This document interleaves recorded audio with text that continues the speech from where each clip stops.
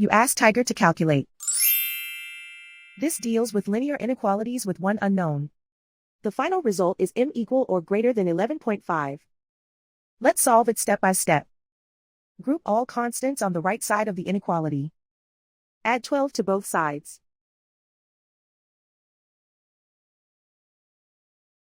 Group like terms.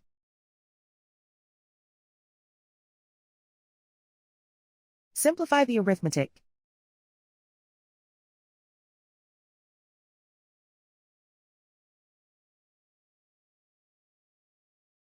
Isolate the m. Divide both sides by 3.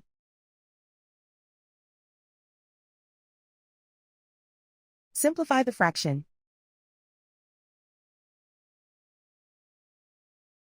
Simplify the arithmetic.